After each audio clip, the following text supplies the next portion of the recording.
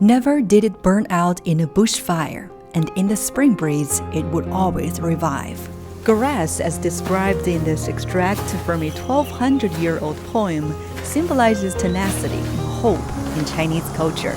In today's Papua New Guinea, a particular breed of grass from China recommended by President Xi Jinping 2 decades ago is flourishing on the exotic soil.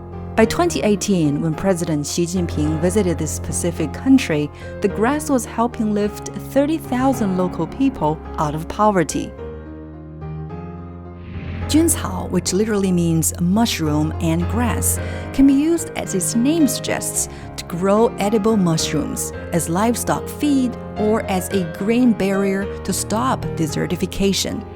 As noted by the UN, its real power comes from how these activities contribute to broader social issues, such as poverty eradication, clean energy, and other targets listed in UN's 2030 Agenda for Sustainable Development.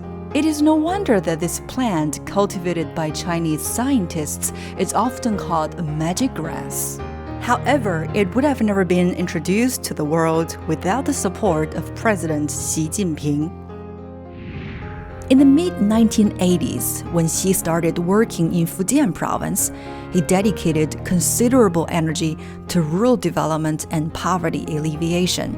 At that time, mushroom farming was booming in the countryside, and it was lucrative. In a vicious cycle, farmers felling trees en masse for fungi substrate were causing deforestation, which caused economic stagnation. A potential solution the future president of China discovered could be found in research underway in Fujian on a group of wild grasses. 所以是在这个事情，我都从内心非常感谢非常感激我们当时的习县长对科技工作的支持。因为他的支持底下呢，所以后来才会建了我们福建省，也是全国，也是全世界第一个的菌草科学实验室。Lin went on to develop 45 varieties of Juncao, which are used to cultivate 55 mushroom species. The grass significantly lowered farming costs and reduced annual tree clearing by 20 million cubic meters.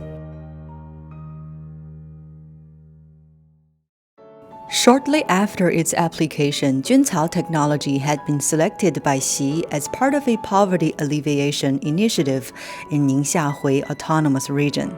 In Xihaigu of Ningxia, an area declared uninhabitable by the UN World Food Program, the first 27 farmers to join the Juncao program quickly doubled their incomes.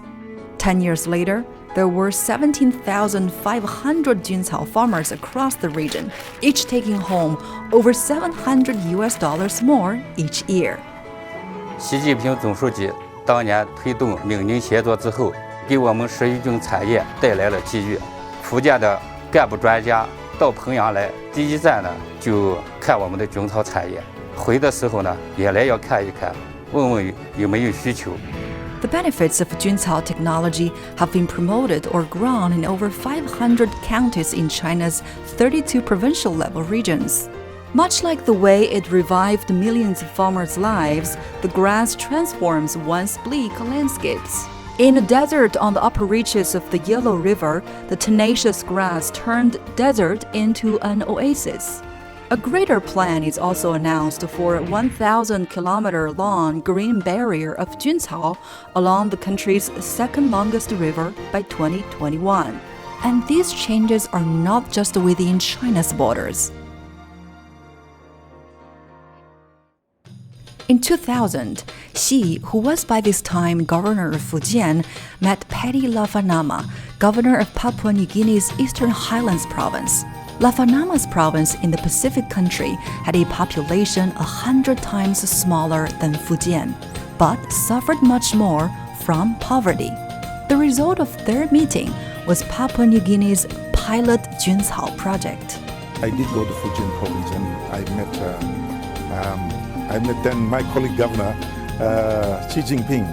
But my impression of that meeting with him is very, very lasting. I think that the president has a heart for people. I felt it at that time. For many underdeveloped countries, Juncao technology is an affordable, accessible, and environmentally sound way to generate much-needed opportunities. In my country, Juncao technology has benefited my people. It is a good initiative by the President Xi Jinping with the invention of the better road, and using Juncao technology we can be able to improve ecology, poverty alleviation, and even to control the food security. From the island of Fiji to landlocked Rwanda, from the jungles in Brazil to the desert in Jordan, Juncao has now taken root in 106 countries around the globe. This magic grass, the symbol of hope, shows how China's concept of a community of a shared future can be cultivated worldwide.